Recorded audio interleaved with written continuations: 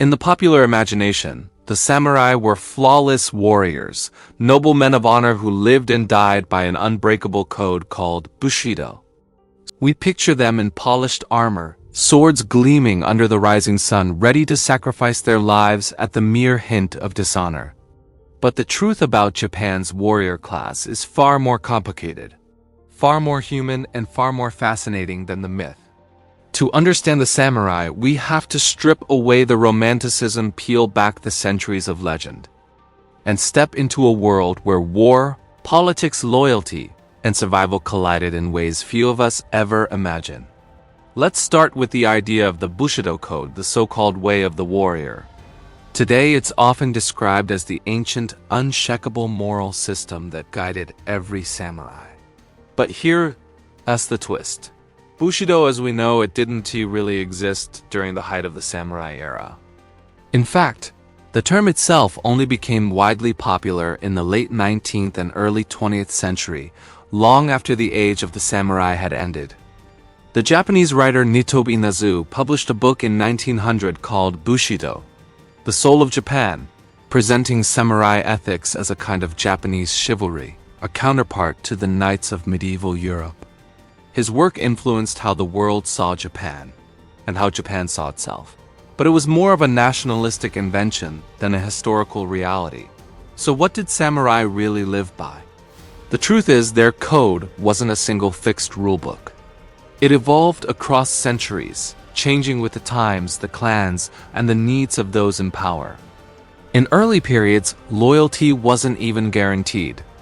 Samurai would often betray their lords if it meant survival, wealth, or a better position. Feudal Japan was not a fairy tale of honor. It was brutal, shifting, and full of pragmatic choices. That said, samurai weren't just mercenaries either. Over time, especially during the peaceful Edo period from the 1600s to the 1800s, writings about ethics and discipline emerged. Samurai were encouraged to value loyalty, frugality, martial skill, and death before dishonor. The famous ritual of seppuku, ritual suicide by disembowelment, became a symbolic way to preserve one's honor even in defeat. But let's not mistake this as universal practice. Not every samurai chose seppuku. Many chose to live on, even if it meant humiliation. Then there's the sword, the katana. Popular culture hails it as the soul of the samurai, an unbeatable weapon forged with mystical skill. While the katana was indeed a remarkable blade, samurai in earlier centuries relied more on bows, spears, and even guns after firearms arrived in Japan. The glorification of the sword came later, during times of relative peace when samurai carried katanas more as symbols of status than tools of war. A samurai without a sword was seen as stripped of dignity, but on the battlefield, practicality often outweighed symbolism. What about loyalty? One of the most famous stories in Japanese history is that of the 47 Ronin samurai who avenged their lord's death despite knowing it would cost them their lives. Their tale, celebrated in countless plays, books, and films, has often been portrayed as the ultimate example of samurai loyalty. Yet even that story is debated. Were they truly upholding honor, or were they acting out of personal vengeance? Some historians argue the shogunate's decision to force them to commit seppuku afterward was a political move to discourage rogue acts of revenge that could destabilize society. The myth says loyalty was pure. The reality? It was messy. Daily life for samurai was also far less glamorous than legends suggest. During wartime, yes, they fought. But during the long Edo period, when Japan experienced over 250 years of relative peace under Tokugawa rule, samurai often became bureaucrats, teachers, or administrators. Many never fought in battle at all. Instead, they studied Confucian philosophy, practiced calligraphy, and served their lords in offices. Some even struggled financially, as stipends declined and the cost of maintaining status, clothing, weapons, and education grew.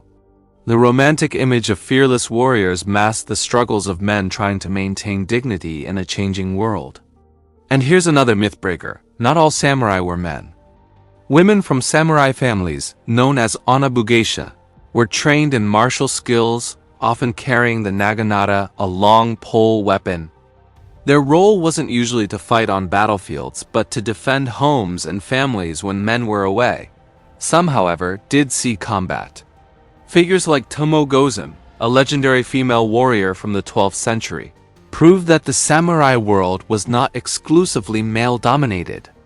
Yet over time, women's roles in the samurai class became more restricted, shaped by Confucian ideals that emphasized obedience and domesticity.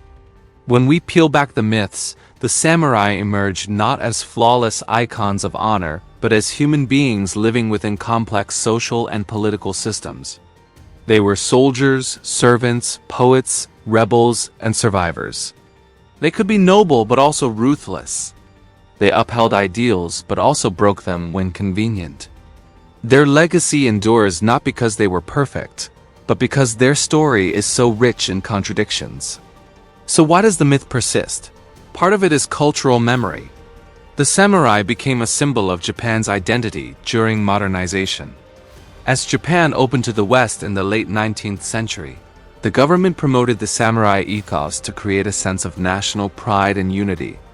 The warrior spirit became linked to education, industry, and even militarism. By the 20th century, Bushido was being invoked to encourage loyalty to the emperor and the state. Especially during World War II, the myth of the fearless, self-sacrificing warrior was too useful to abandon. Another reason is the global fascination with warrior cultures.